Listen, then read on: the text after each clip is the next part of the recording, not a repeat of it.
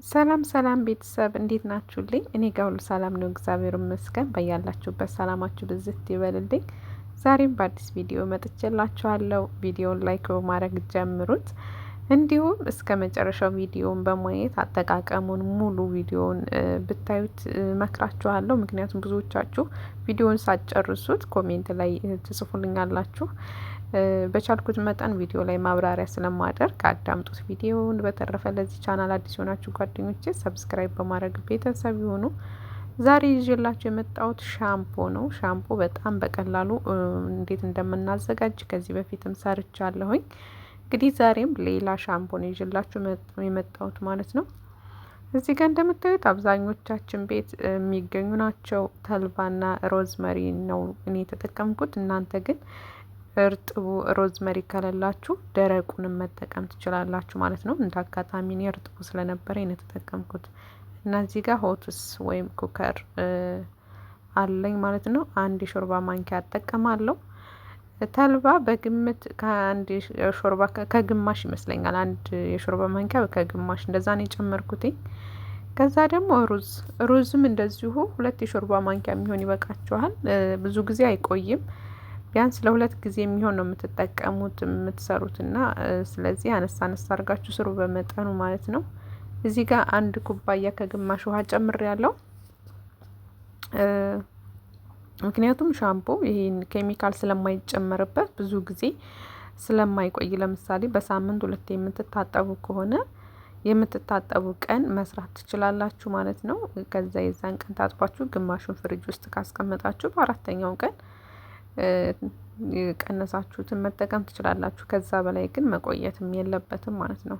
እንደምታዩት በዚህ መልኩ ሩዙንም ሆቱሱንም ሮዝመሪውና ተልባውን አንተከተኩት ማለት ነው። በትንሹ ከ15 ደቂቃ እስከ 20 ደቂቃ አንተክትኩት። ሊወፍርባችሁ ስለሚችል ውሃ ጨመር አድርጉበት። በጣም መወፈር የለበትም ሻምፖ ስለሆነ የምንጠቀመው። ስለዚህ እንደዚህ እያረጋችሁ አንተክትኩት ማለት ነው። እንደምታዩት ወደ መጨረሻው አካባቢ እየደረሰ ነው። በደንብ ተንተክትኳል።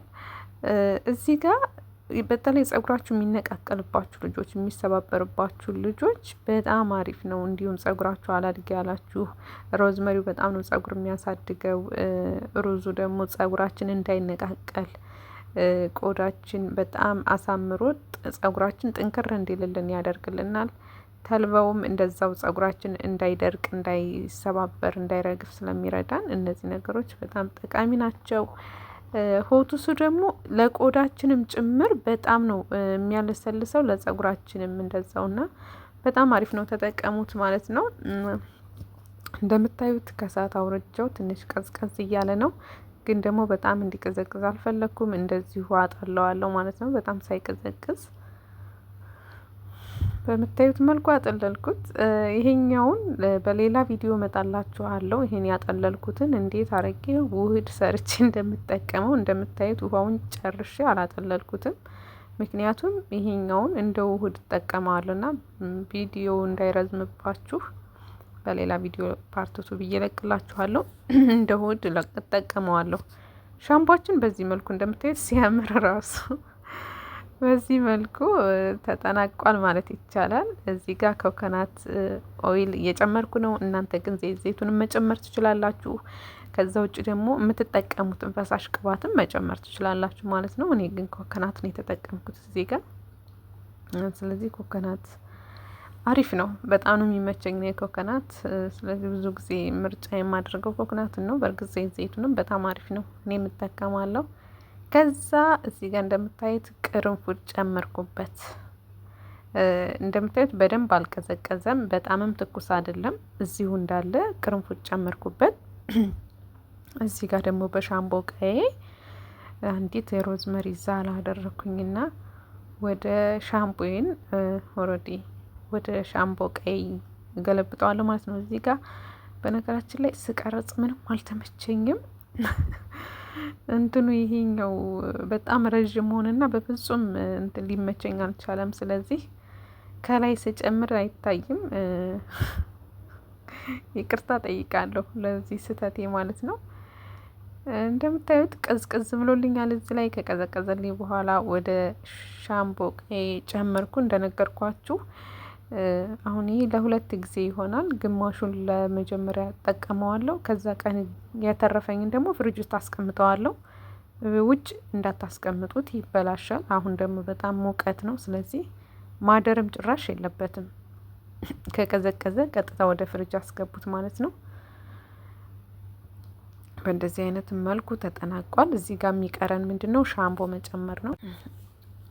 እዚህ ጋር እንደምታዩት ትንሽ ቆየት ብሎ ነበርና ቅርንፉዶቹ የሆነ ከለር እያመጡ ነው። የምጠቀመው ሻምፖ ይሄ ነው። እናንተ የሚስማማችሁን ሻምፖ ተጠቀሙ ማለት ነው። ሻምፖ ብዙ ጊዜ በዚህ አይነት መልኩ ጨምሬዋለሁ። ሻምፖ ብዙ ጊዜ እንግዲህ ይሄ የሰራሁት የሻምፖ ውህድ ምን ያክል ብዙ እንደሆነ አህዩት። በትንሹ ብቻ 10% ቢሆን ነው ሻምፖ የጨመርኩበት። ስለዚህ ኬሚካሉን እንዴት እንደሚቀንስልን ማሰብ እንትን አይባችሁም ይመስለኛል፣ መገመት አያቅታችሁም።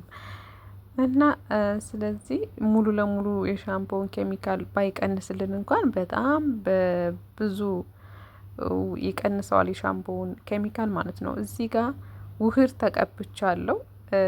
ውህድ ተቀብቼ ነው የምታጠበው በሻምፖ ማለት ነው። እንደምታዩት ጸጉሬ ምር ብሎበታል።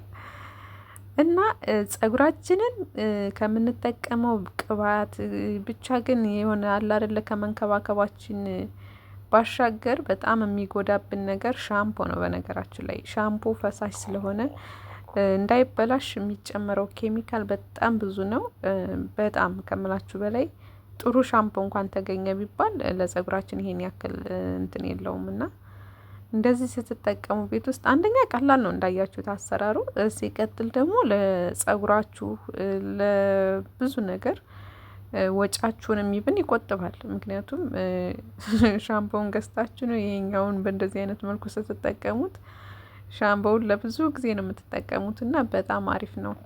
ስለዚህ ብትጠቀሙት ደስ ይለኛል። አረፋው እንደምታዩት ትንሽ ነው የጨመርኩት። ሻምፖውን ግን እንደምታዩት ነው አረፋው።